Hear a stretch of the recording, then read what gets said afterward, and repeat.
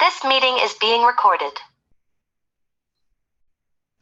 Okay, so lifespan development, adolescence, or the truth stage, through a Nehiyaw perspective and Western comparison, by Ali Young and Melissa Belcourt.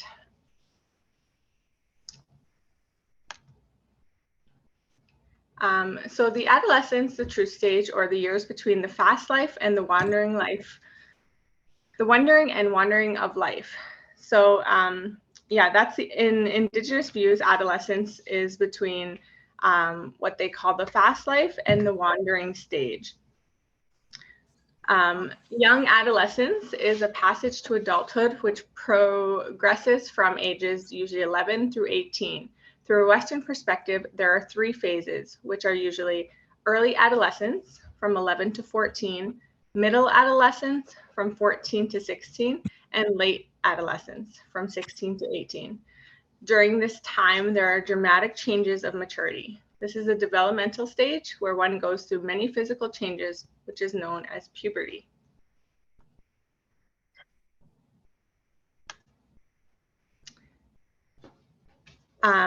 So in the Indigenous views, there are 8 stages of the life cycle.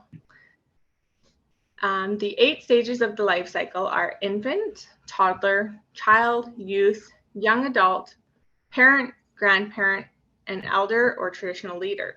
For each stage, there are teachings about healthy development, traditional milestones, and the roles that a person plays within their community. Within adolescence, this would be the youth and young adult stages.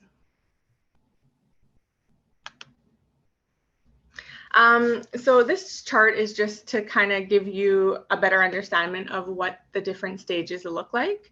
So there are 8 stages of life, which include the infant, the toddler, the child, youth, young adult, parent, grandparent, and elder. And then there's also the 7 phases of life, which include the good life, the fast life, the wandering life, the stages of truth, planting and planning, doing, and then the elder and giving back.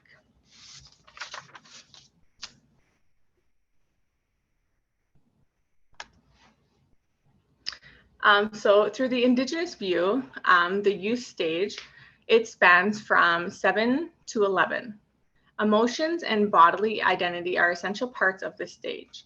In this stage, youth are exiting childhood and moving closer to adulthood. They will challenge the beliefs and attitudes of their community, family, and nation while developing their concepts of how things should or should not be.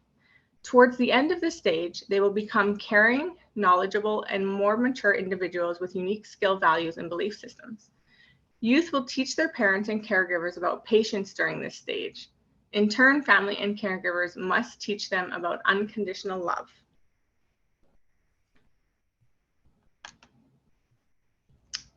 And then it moves into adulthood or young adulthood. So the young adult stage spans from 11 to 18 years of age. And this stage is when an individual establishes a nation of self and their roles in life. This stage is often linked to the wandering phase. Young adults strive to take the insight that they have acquired this far in their lives and apply it to the world through exploration. They must be encouraged to make their own decision and forge their own path while remaining healthy and being responsible for their community. During this stage, individuals develop a better understanding of their roles and responsibilities to their families and their communities. They can best meet these responsibilities by putting to use strengths and skills that have been positively nurtured by their caregivers.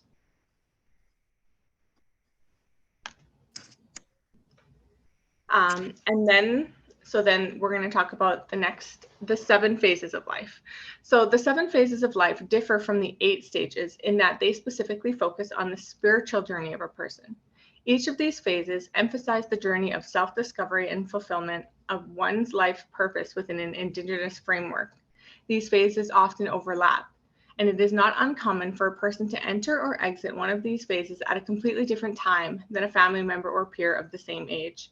The 7 phases of life are the good life, the fast life, the wandering and wondering life, the stage of truth, planting and planning, doing, and then the elder and giving back life.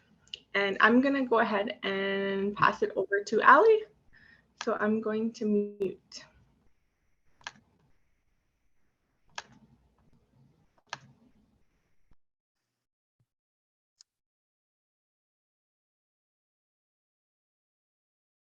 Oh, is this my slide? Okay, the fast life.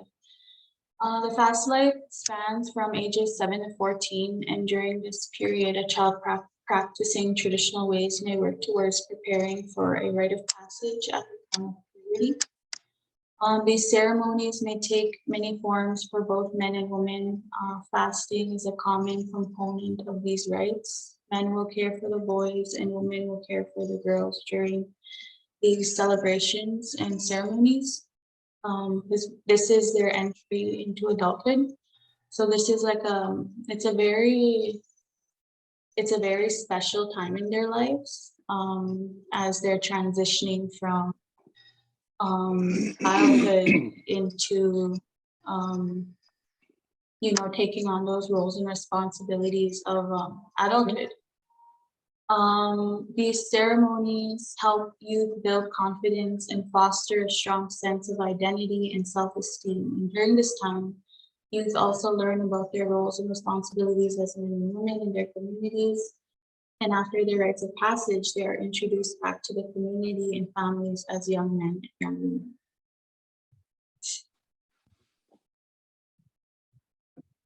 So the wandering and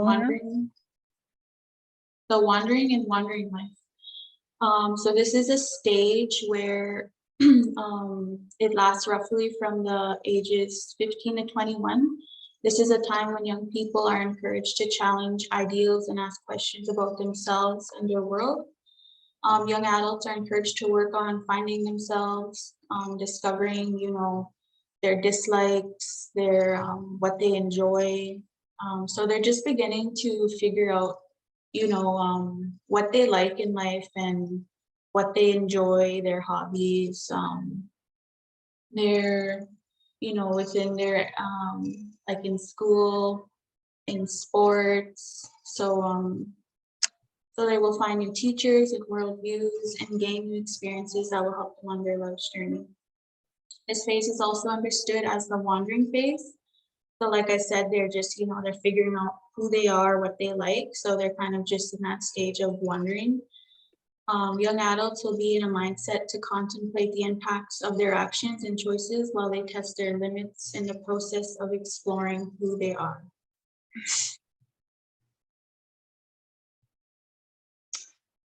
Puberty. So puberty is the biological transition to adulthood in which adolescents change physically and become capable of having children, capable of even at that young age, scientifically they're capable of having children, but that doesn't mean that they're ready, right?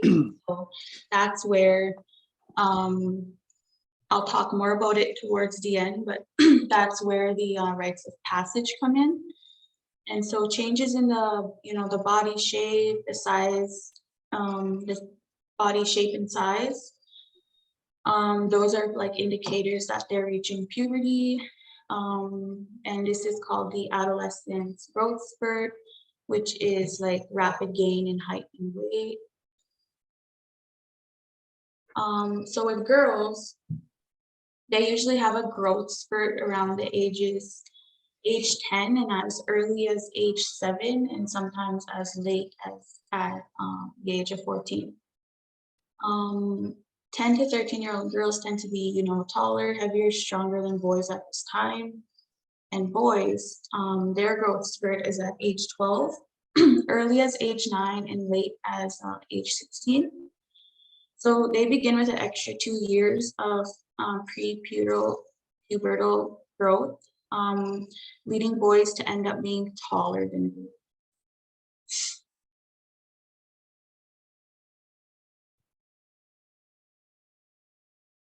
So these are some physical types of development that you'll find with young adolescents. So many of your child's organs will begin will begin to grow bigger and stronger. Their lung performance will improve. Their limbs will grow. Their bones will increase in thickness and volume. Your child will gain weight and need more healthy food. Teenagers, they tend to eat a lot because they're growing a lot. And so, they'll need more energy. They'll eat more proteins, minerals. They'll need all that extra calcium, iron, minerals, vitamins to support their growth, their bone growth, and their blood circulation. And then, of course, their sleeping patterns change. And many children, they start to stay awake longer, later at night, and sleep later in the day. I remember my mom saying, like, I would sleep extra long, and she'd be like, "Oh, she's growing," that. So you'll hear those phrases around this time. So glands in the skin, on the face, shoulders, and back start to become more active during puberty, which produces more oil, and this, of course, leads to acne. A new type of sweat gland in the armpit and genital area develops during puberty. So skin bacteria on the sweat glands produces, which can lead to body odor. So hygiene is, of course, important at this time. Children will get their second molars around the age 13. Their third molars, wisdom teeth, might appear between 14 and 25. These teeth can appear in singles pairs as full set of 4 wisdom teeth or not at all. Healthy teeth and gums are vital to your teenage child's health, so dental care is very important.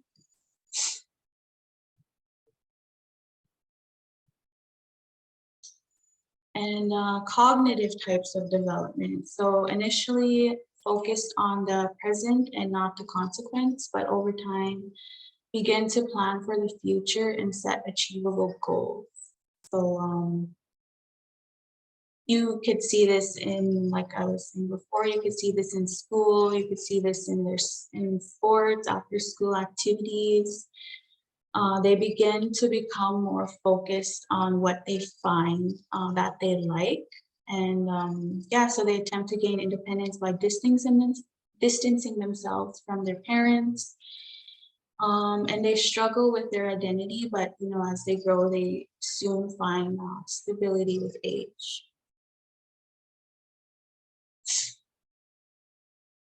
And then there are psychosocial types of development. So that is strongly influenced by peer groups early on, but begin to find their own identity with time. They begin to have romantic relationships, and sometimes it's short-lived, but in later years, they develop longer relationships. So this is when they're, this is kind of I would say this is a very important time in their lives. They're building relationships, they're building those lifelong relationships, and it's not only like, as with your family, but also with your friends, and they begin to have like relationships with boys and girls, and so that's the psychosocial type of development that happens. And then the rites of passage ceremony. So what is the purpose of the rites of passage ceremony? The rites of passage ceremony is a ceremony that takes place when a young person is transitioning from childhood to adulthood. The purpose of the ceremony is to help the young person understand the roles and responsibilities of adulthood as a woman, man, and two-spirited. And so these, rites of passage for young men. So the first indicator that, that they're transitioning from a young man to, from a child to a young man is when their voice changes. So this is when, it's sad to say, but it's not a common ceremony nowadays for the young men. Unfortunately, the fathers and the Muslims, they're not taking on that role to ensure that these young boys are learning the roles and responsibilities of what it means to be a young man, what it means to be able to have children, be able to start having families. And I think I believe it's why you see so many men having kids, with different women on, in on reserves in the indigenous communities. It's unfortunate, but it's common that yeah, they're not taking on those roles and they're not fulfilling those roles as caretakers of their children, their wives, their families. I believe it's because they're not taught properly from, their dad, their Muslims, their role models. So they're not doing these ceremonies. And that's where these young men, they have disrespect for women, they have children they're not taking care of. And then of course, these children are suffering the consequences, right? They're not having that father figure in their life, or they're not having that father in their life. So these children, they're misguided, unfortunately. A lot of kids in the First Nations communities. And so these rites of passage ceremonies for young men are important, and I encourage people to try and keep these ceremonies going, because it's very common for the young girls to have the ceremony. It's more common than the boys. I think that's why you see a lot of the girls, like there's so many good mothers out there, right? There's so much women that are having to take on that role of supporting their family financially, mentally, emotionally, like they're having to do it all on their own, unfortunately. And I think that's because more young women are going through the rites of passage. So voice change is the first indicator. And then that's when they would begin their ceremony. And during this time, their Muslim or their dad, they would take the young boy away from the house, away from the young woman. And they would, well, from what when I asked my mother-in-law, technically my grandmother-in-law, I asked her, questions on this because I have a son, and she just kind of mentioned how back then they would take the boys into the bush and out into the mountains there, and they would start their ceremony through sitting with their dad and their Muslims, and their Muslims would do teachings on what it means to have respect for women, what it means to have respect as a caretaker, as a father, as a husband, like they're having to learn those roles and those responsibilities of taking care of their families and being able to provide for them and being able to protect them. So they'll often teach them how to hunt, how to fish, how to gather. They'll do medicine teachings. And then of course they'll do their first kill, right? And so that's a very special time in the young boy's life, because that's where they go and they're hunting, and he's learning how to provide, right? That's in our culture, that's very important. So back then, the men were the providers and the women were the caretakers of the home side. So these young men are having to be able to go out and hunt. And so that's a very special time. It's their first kill, right? So they're using that, they're learning about, how to hunt, how to skin the animal, whether it's a moose or a deer or an elk, they're learning those teachings. And I remember when my brother did his first kill, I'll always remember it because my dad, he took him hunting, and my brother did his first kill, and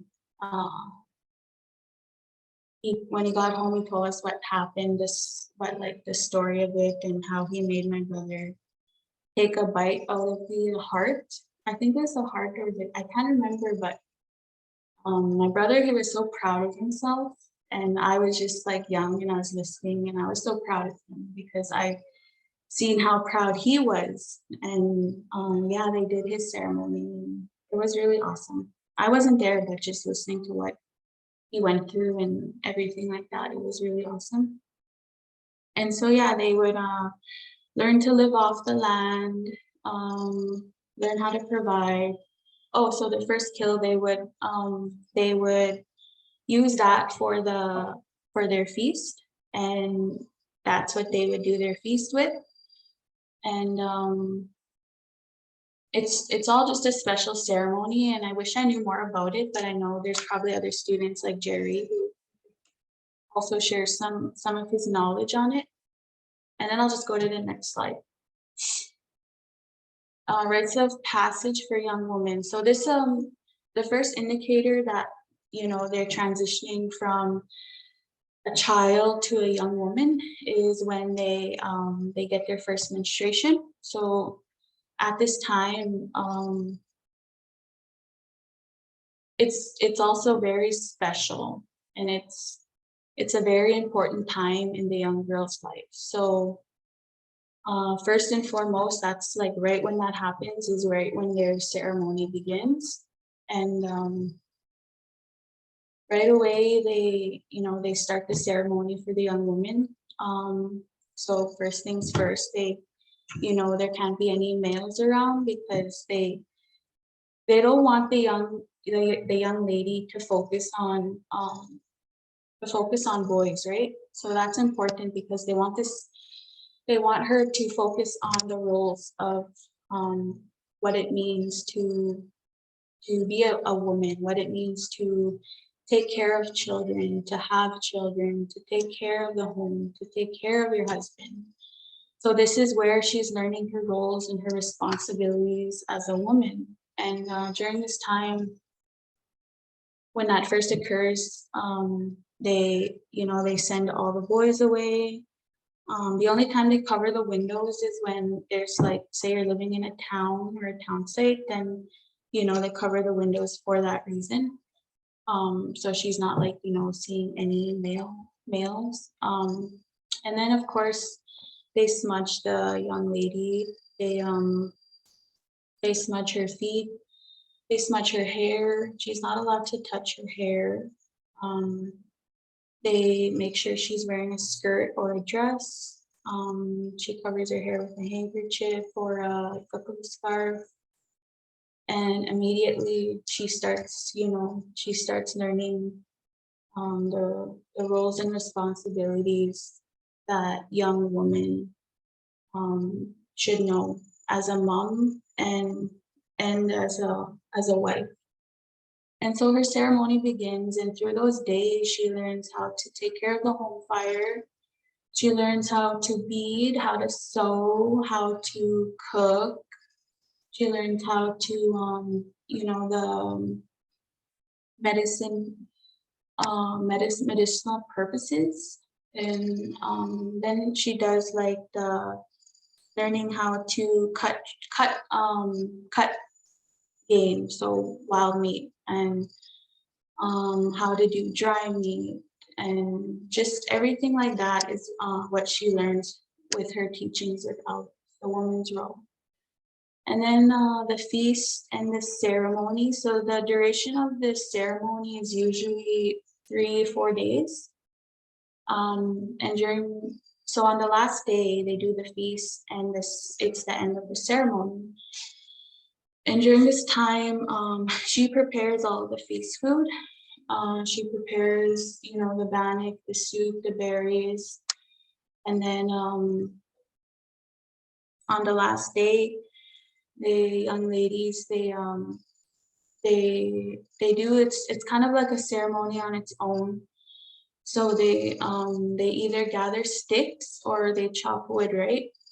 And during that time, they come together with their aunties, their gukums, their sisters, whoever already did their rites of passage. And she chops that wood, and then she piles it together. And then during that time, after she's done, she piles it, and then she kicks it, and she kicks it. And during that time, it's a symbolization of her kicking her childhood out of her life and entering into womanhood, because as a woman, you're not going to be wanting to act like a child, right? You're not going to be wanting to act like a teenager, right? You're kicking that away so that when you're a woman, you're not, you know, going out and acting like a kid, or being irresponsible, or being childish, immature. And it's such a like a beautiful thing to witness, because you'll often see the grandmothers or the aunties, like they'll be saguing, because like right there she's entering into womanhood. And then they'll do the feast and the giveaway, and so she'll give away all of the things that she's made. So like whatever she's made during her time, during her ceremony, often they'll make like skirts, moss bags, you know, all those things, and you know, beadwork, and then she'll give those away during her ceremony. And it's not common a lot, but this is a ceremony where women are allowed to serve and where women do the pipe. And my last sister, her ceremony, I was able to serve. It felt so weird, honestly. But you know, this is a women's ceremony, so it's allowed. But you know, commonly I noticed that not many women do the pipe. So that's when a man will have to step in and come do the pipe. But yeah, so it's a all woman, you know, it's supposed to be all women. It's a very special rites of passage. And I was able to assist all of my sisters in their rites of passage. And this is a time that the young ladies there, it's so important for them, right? Because it teaches them, you know, not only how to be a mom, not only how to be a caretaker, not only how to be a wife, but you know, just it grounds them, and it allows them to feel how to feel like your family cares for you, your family loves you. This is all about you, you know, like, and they get so much good energy, good emotion out of the ceremony because it's so special and they're so special. And then of course there's teachings around why you're not supposed to go to ceremonies when you're on your moon time. And you know, those are things that they learn in their ceremonies. And yeah, so that's the rites of passage for young women and young men. And if anyone wants to share their teachings, because I know everyone has their own teachings and their own you know, different cultures have their own teachings. So I'm not sure if anyone is not Cree, I'm not sure what you guys do, but I'm sure it's different, right? And it's beautiful. It's everyone has their own ways, their own teaching. And so that's the end of our presentation. Yeah, that's the end of it.